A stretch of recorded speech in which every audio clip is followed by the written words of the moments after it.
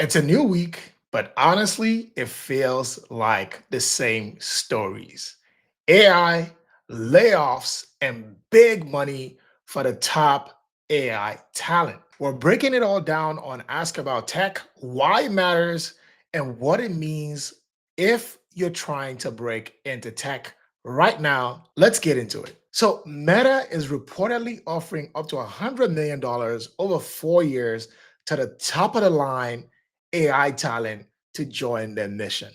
And not only that, Meta is also combining Fair, Gen AI, Llama, and their other AI product teams into one big division led by Alexander Wong and Nat Friedman.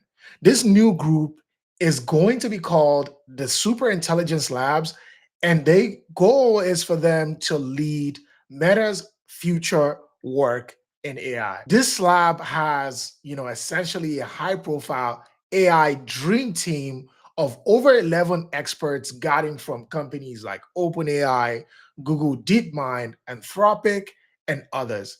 And this signals Meta's commitment to building the next gen AI multi-model and reasoning AI. Meta's goal essentially is to go all in on personal super intelligence and leverage their existing $14 billion investment, recent investment that is, in scale AI. And not so exciting news, Microsoft laid off 9,000 people this week.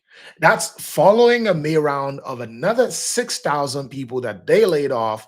So it's bringing the total to about 15,000 people that Microsoft has let go just in the last 2 months.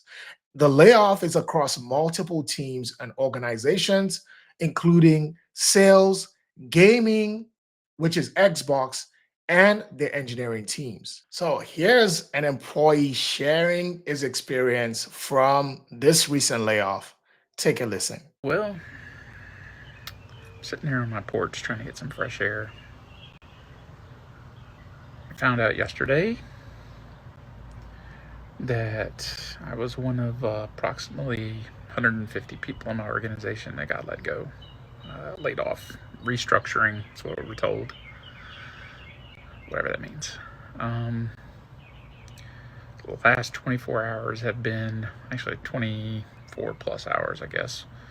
It's now 28 hours. Have been pretty tough.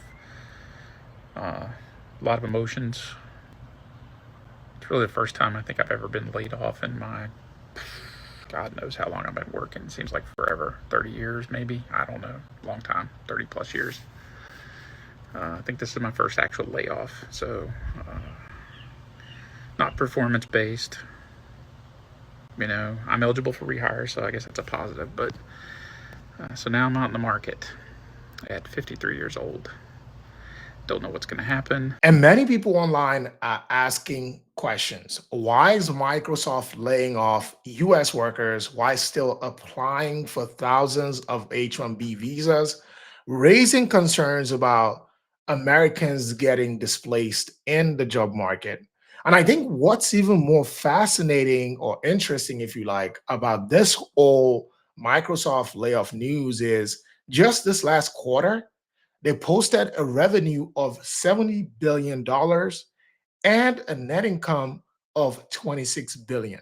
So clearly this is not, because the company is struggling or they don't have the money. It's just that, even as they're a profitable company, they're cutting roles because they're just going ham on this AI. So here's my take. The game has changed. Companies are no longer trying to build long-term relationship with talent. The saying in the old days used to be people over profits. I don't think that that's true anymore. Companies are prioritizing their own strategies and not you. So if you're in the market, don't wait for any company that's going to invest in you. Prioritize your own growth, learn the skills you want, dive into AI, build the careers that you actually want. Because at the end of the day, you're just a line item on a spreadsheet. At least that's what these companies are showing. So make sure you're leveling up for you. So this guy shared a news that broke the entire tech ecosystem or tech internet on Twitter yesterday. He says, PSA, there's a guy named Soham Parekh in India who works at 3 to 4 startups at the same time. He's been preying on YC companies and more. Beware.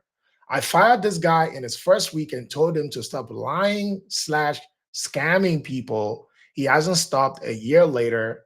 No more excuses. And then he goes on to share this guy's resume. He says probably 90% fake and most of the links are gone. So here's the resume right here. And, it was super interesting, right? That this guy could get away with so much dirt. And I know what your question is right off the bat. Who is Soham Parekh? So apparently he's a software engineer who took the overemployment game to the extreme and fooled multiple Y Combinator back startups by landing several jobs offers without ever being detected, at least initially. And his strategy was actually simple if you think about it. He strategically cold emailed the founders of these companies, tailored his resume to apply different YC companies, he name dropped industry leaders and companies to make himself sound more impressive. And here's what made it work. Most startups, especially early stage ones, don't have the time or infrastructure to deeply vet candidates. So he leveraged this speed bias by being incredibly responsive at first, appearing highly qualified, and often outperforming other applicants in the initial rounds with polished portfolios and fast interview follow ups. But of course, as I shared in that earlier message, the scheme fell apart when the guy told on him, and everything became a domino effect after that. Is that true? It is true. Okay. And yeah, I would love to add color to it, but Please. that is true. Yeah.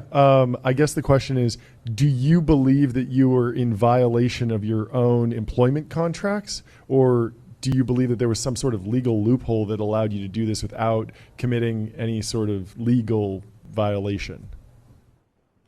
I mean, honestly, I think going back to like how it even like started to happen and what the motivations were, Yeah, please. would probably have, obviously I would want to like preface with saying like I'm not proud of what I've done. That's not something that I endorse either. But financial circumstances essentially, like no one really likes to work 140 hours a week, right? But I had to do this kind of out of necessity. Like I was in extremely like dire financial circumstances, and somehow like I'm not a very people person. I don't share much in terms of like what's going on with my life, and Sure. kind of with my internal thought process, was kind of like getting more stressed with like, hey, I want to like come out of the situation. What should I do? So it was not more so kind of out of greed, but essentially like necessity, and just like thought that if I work like multiple places, like I can basically like help myself like alleviate the situation I was in much faster. That was the guy essentially talking through why he got the job. I think the gist of it is that he's in dire financial situation and was trying to get of it. Of course, many people on the internet didn't buy it. But again, that's his official take on what was happening. But here's my take, right? I know it's frustrating for a lot of people in the market right now. Many people are struggling just to get one interview, while this guy had multiple interviews and offers. The uncomfortable truth is, in this tight job market, skill and strategy matter more than ever. So Harm's tactics were deceptive, yes, but it proved something that most job seekers ignore. The system isn't built for fairness, it's built for speed. If you want to win in this environment, the hold, submit, and wait method won't cut it. You have to go hard, you have to leverage your network, you have to push in places where other people don't push, and you have to recognize where you might have an added advantage. For him, it was with startups who have very low vetting processes. So you have to start thinking about the things that you can do to increase your opportunity surface area. So Meta and OpenAI recently won their copyright case in court. The case brought before the judge was to determine whether training AI on copyrighted books could be considered as fair use. And essentially, the judge ruled in favor of the companies, right? So that's a big win for AI companies facing lawsuits from authors. The caveat is that, of course, this doesn't mean that it's a free for all, but companies wouldn't be punished for training AI on this data. I personally think that there's going to be more lawsuits because fundamentally, this is taking advantage of people's work without attribution or payment.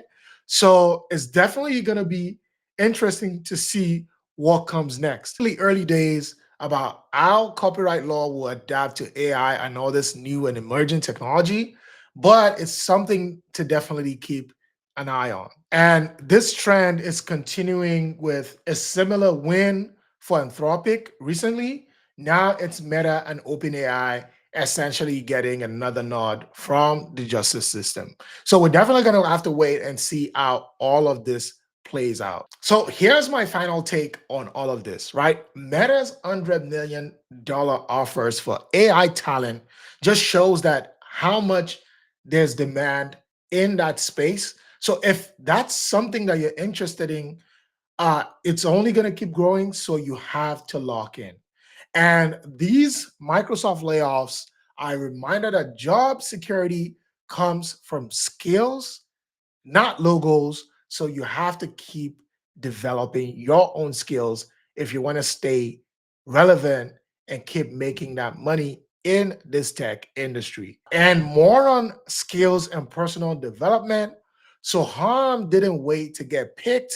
He hacked the system, and I'm not endorsing it, but let that push you to think differently about how you're thinking about your strategy and how to break into the tech industry or get that next opportunity for your next role. And Meta and OpenAI's legal win sets a very interesting precedent, right?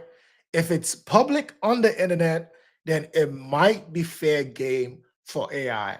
What other news or news stories are you watching out in tech this week? Let me know in the comments below. That has been Ask About Tech for this week. Check this show out again next week when I'm bringing a different set of topics about the tech industry, AI, layoffs, and whatever else is new out there. I'm your host, Juwan, and I'll see you in the next one. Peace.